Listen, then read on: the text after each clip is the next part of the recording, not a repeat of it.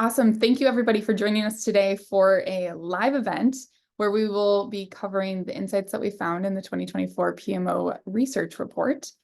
I am Rachel Hentress. I am the Director of Marketing here at the PMO Squad. I've been in the project management industry now for about a decade, a little more than that. And I might be a familiar face as I used to be in the project portfolio management software side of things.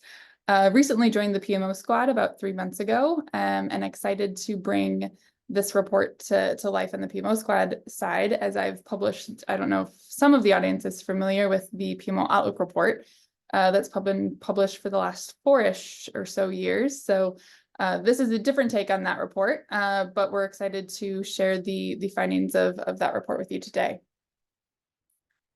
Just a little bit on the agenda. We'll obviously go through a little bit of what the survey was all about.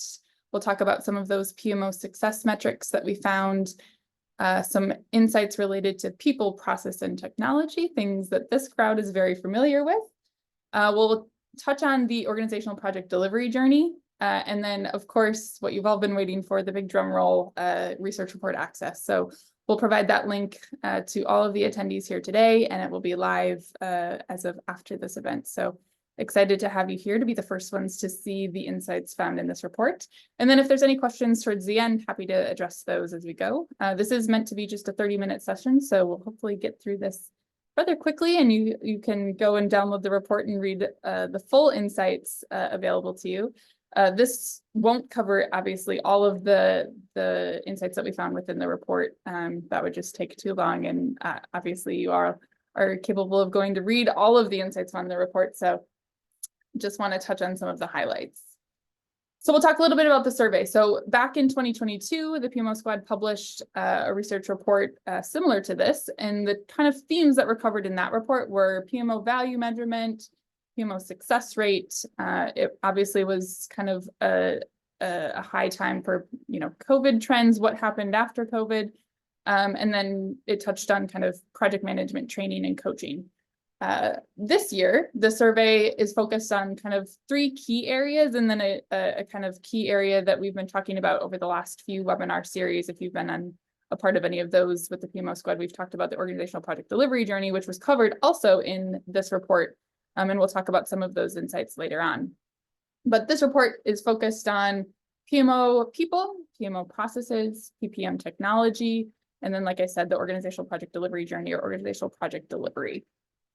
We'll take a quick look at what the respondents look like of the survey. So it was a survey that we ran from January 2024 to February 2024. So this year, over about a month-ish time span. And we had 160 or so respondents to that survey throughout the world.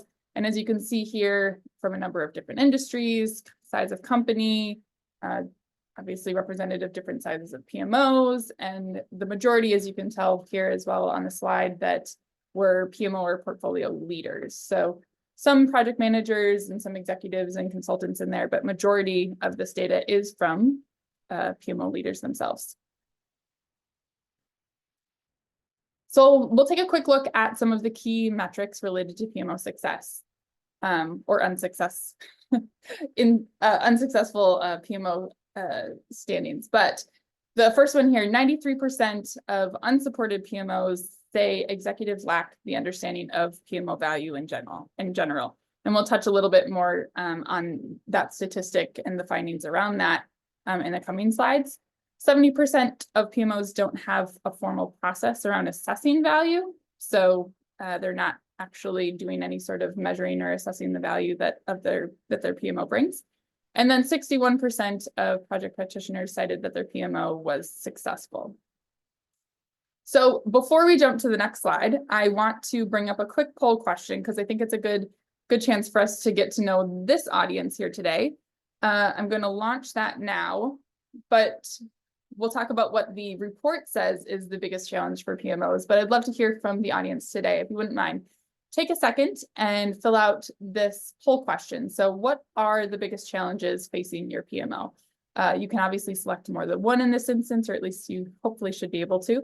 So I'd love for the audience here today to kind of give us an idea of some of those challenges that you currently are facing. So is it aligning your PMO with organizational goals? Is it change management? Is it measuring performance and delivering value? Spoiler from the statistic that I just shared of what the report finds. Integration of new technologies and tools, and scaling PMO practices for growth. So those are some of the available answers, and I'll just give everybody just a couple seconds. We've got 82% participation, 85%, 87%. We'll call it good at around 90% participation from the audience today. And I'll end that poll, and let's just take a quick look at those results. So you should be seeing the top answer here from the audience today is measuring performance and delivering value at 59%, followed by aligning PMO with organizational goals at 52%. And then I guess tied for third is the integration of new technologies and tools and scaling PMO practices for growth. So thank you for your participation on that. I will close that poll and let's take a look at what the report found this year. So the biggest challenge that most PMOs are facing based on the report is measuring performance and delivering value. So 62%, so over half of the respondents said that that is the most challenging part for their PMO, followed by change management and aligning PMO and organizational goals and scaling PMO practices for growth. So change management wasn't quite as high, I guess, for today's group. But from the data from the report, that was close to almost 50% of the respondents had challenges with change management. What is the top way for your organization to define project success? So this was a question that we asked, and these insights were, I guess, kind of surprising as well. Some not, with obviously 19% say not time budget. That's a very common, I guess, measurement. Achieving project objectives, 25% stakeholder satisfaction, another big one. I think the one to call out here is the 23% saying there's no formal definition of success. And I feel like for an organization without a success metric, how do you know you're successful? And based on that, one of the key insights that we just talked about was 61% defined their PMO as successful. So a little over half say, yeah, we're successful. Obviously, room for improvement there with 39%-ish, citing maybe not as successful. The next one to cover here with PMO success specifically is, in what ways does the PMO contribute value to the organization? The insights found here, obviously you can read the different answers on the side, but the top answer at over 50% was streamlining processes. And then the second one was enhancing stakeholder communication and engagement. I think the thing to call out here is 70% of project professionals don't have a formal process to assess or measure that value. So that's obviously a key when being able to assess and say how successful you've been at delivering PMO value. And then lastly, from a PMO success standpoint, what level of executive support does your PMO receive? So as you can see on the left-hand side there, less than 50% say that they have high or full support from their executives. And the breakdown here is where we see that 93% of those that aren't receiving executive support say that their executives lack the understanding of PMO value. Obviously, when you're looking at those that are receiving executive support, things that come to mind are the alignment with strategic goals, visibility of project successes, so understanding what that success looks like, strong PMO leadership, and then effective communication of value. I think you can see kind of the disconnect between what makes them receive executive support and then those that maybe aren't receiving that executive support and what kind of commonalities. One thing to call out there as well, besides the lack of understanding of PMO value, is previous negative experience with PMO and competing priorities within the organization. And we'll touch a little bit on that when we're talking about organizational project delivery in just a bit.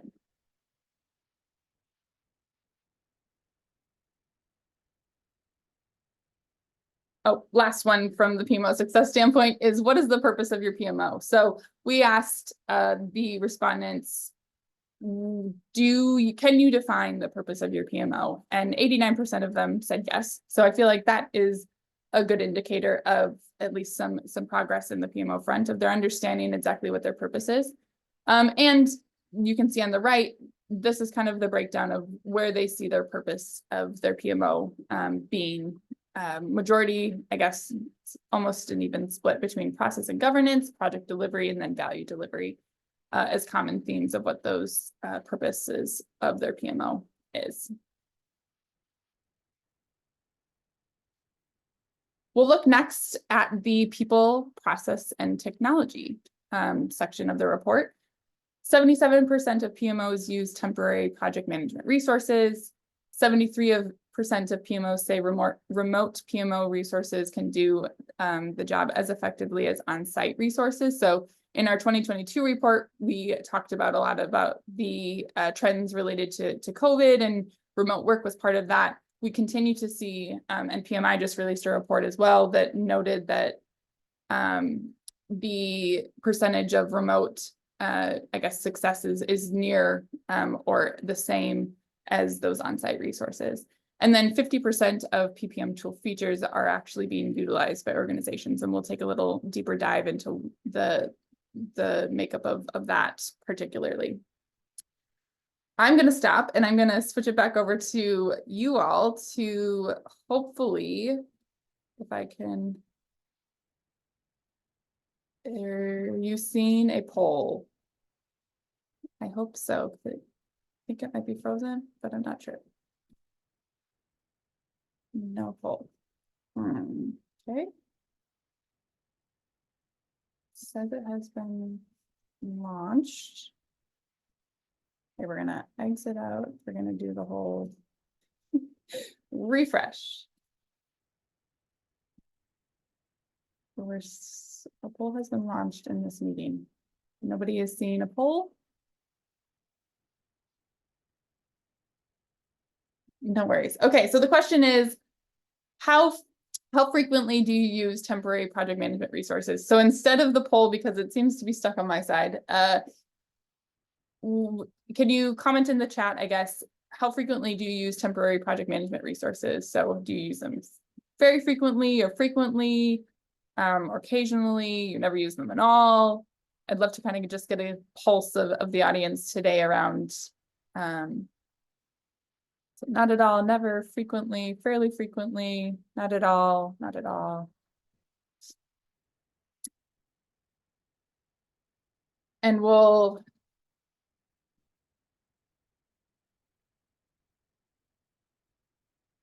are you seeing a poll question now? That should help. I might have figured it out. But thank you everybody for cooperating in the chat. I couldn't keep track of everybody's answers, but we'll give everybody just a second with this poll specifically, and then we'll share the results. But I saw a few frequently, some occasionally, and then there's definitely a handful that said not at all, but we'll look at what the report says in detail. And I'll end this poll. Thanks everybody for your cooperation on that. And we'll share the results here. So it looks like the majority are either in the occasional bucket or the never or almost bucket. But let's just take a look at what the report says. Sorry about that, everybody. So how frequently are organizations using temporary project management resources? So 77% do. So when we're combining that very frequently and occasionally numbers, that's what gets us to that 77%. And when we asked what criteria has been most effective when choosing an external staffing partner, these are kind of some of those answers. And it's interesting to look at some of the answers that we've gotten. But expertise in specific industries makes sense. Competitive pricing for services, flexibility in meeting resource demands, compatibility with organizations' culture and values, recommendations from previous clients, and then 12% citing a few other areas that they've used. We asked, what is the top challenge when trying to find qualified talent? 48%, I feel like this is a big one. 48% said limited access to skilled professionals. Some citing geographical challenges, high competition, integration with existing teams, remote work challenges, and then 19% citing other. I guess I did want to just call out too that even though it's a challenge for individuals finding remote work, or remote work is a challenge for them, 73% still say that they're as effective as on-site resources. So that remote work, I guess, theme that we've kind of been accustomed to since COVID or a little bit prior to that, I don't think is going anywhere anytime soon in the industry. And then next, we'll look at technology. So the top PPM tool or tools that are currently being used by those in the survey are Microsoft Project, Excel spreadsheets, and Smartsheets. Those are the top 3 answers of all of the respondents. And if you look below there, you can see what features contribute to success, and then what features contribute to maybe some limitations that they're experiencing within their current PPM tool. As I noted kind of on that highlight slide, 50% of PPM tool features are being used by organizations. So that investment of a PPM tool, only 50% of the actual features of the tool are being utilized by organizations, which does increase as the organization is further on the organizational project delivery journey. And we'll talk about a little bit about that in just a second. But some of the things that contribute to success may not be surprising: that resource management and forecasting, reporting and analytics, and then portfolio management capabilities. The limitations that you can see here obviously are the poor collaboration features, inadequate reporting capabilities, or integration issues. People are looking for a tool that will work across the entire organization, and you'll see that further in the report when you get access to it, because they note that it is extremely important for the tool to not only be used within the PMO, but also outside of the PMO as well in other departments. Looking at processes. So to what extent have standardized processes and tools been integrated in organizations' project management practices? 33% cite fully or mostly integrated standardized processes and tools, according to this research. So most of the respondents in that 43% saying somewhat integrated across the organization. And this is where we'll talk about the organizational project delivery journey. We asked respondents to tell us where they're at in their journey. And we, for the last, I guess, 3 webinars or so with the PMO squad, have talked about what the organizational project delivery journey is, what each stage, I guess, represents, and how each stage is different, and where that kind of difference starts to increase your ability to, your capability, excuse me, to deliver projects better. And it's about, I guess what I have here is the organizational project delivery journey is not a maturity model. It's about capability and acceptance. And we'll look at that on the next slide. So when we're looking at the organizational project delivery journey, stage 1 and 2 are all about internal project delivery teams. So when you're in ad hoc, you're the accidental project manager. In the standardizing project delivery phase, you're starting to become intentional about project delivery. You've got your standardized processes. You have some standardization of tools in place. What happens in stage 3, and this tends to be a large shift for organizations, is the organization accepts what you've established in stage 2. So from a standpoint of understanding, this is the process of how we go and deliver projects. This is the tool set that we're going to use. This is how we're going to prioritize our projects as an organization. And that only increases then when we're looking at organizational utilization through stage 4 and stage 5 of the journey, where we're starting to be more strategic about our project delivery, and we're then generating value for the organization.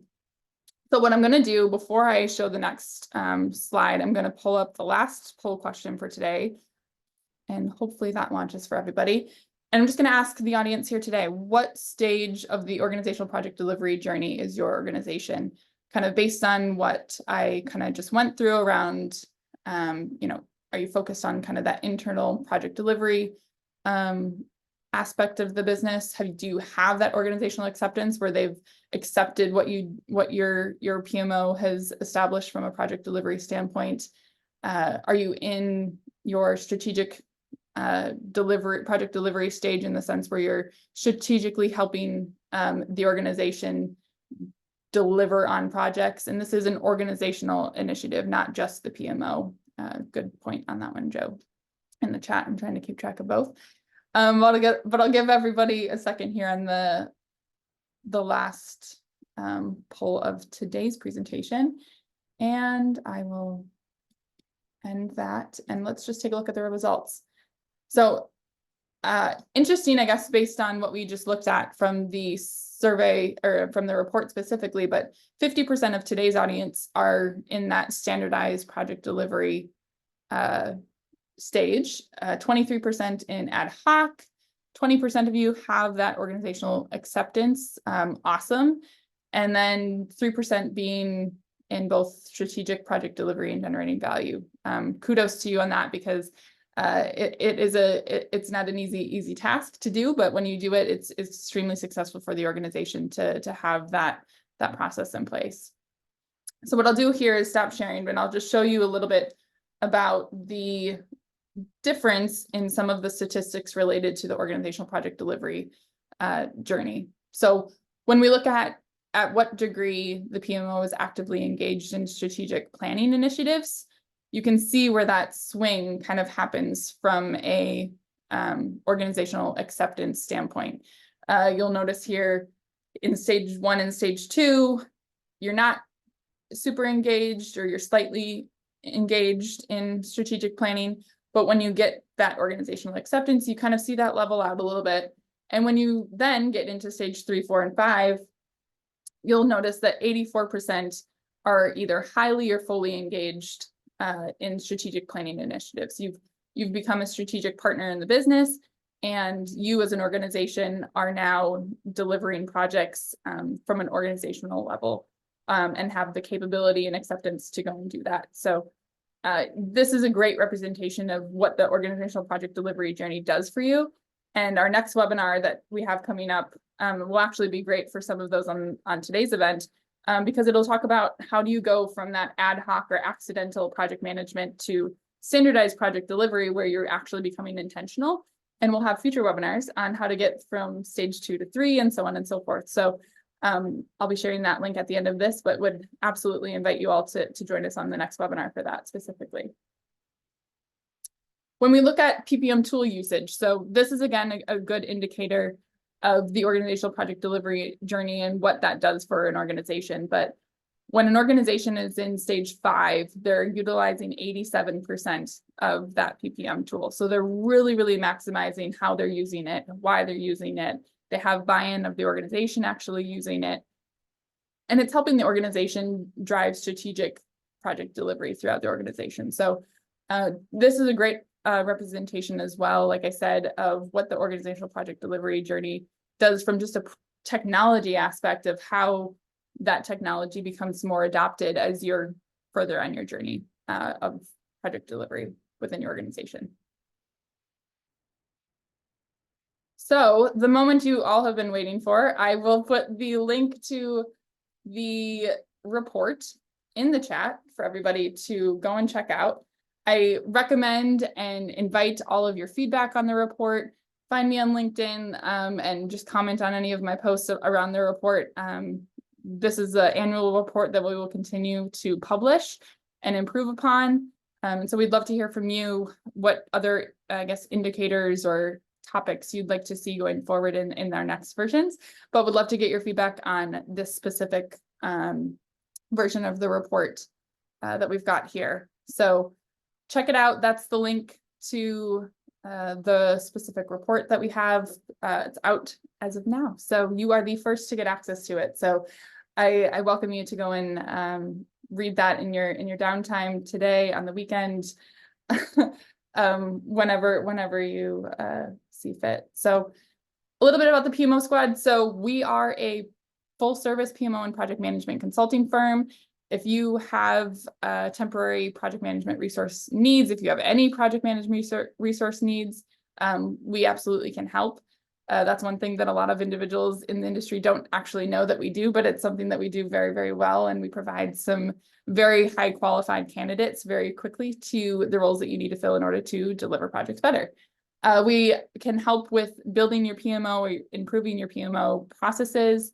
And then lastly, we do have a network of technology partners that we work with to ensure that you have the right technology in place when you're at the right part of your organizational project delivery journey to go and maximize the value that your PMO and your organization is able to deliver through projects.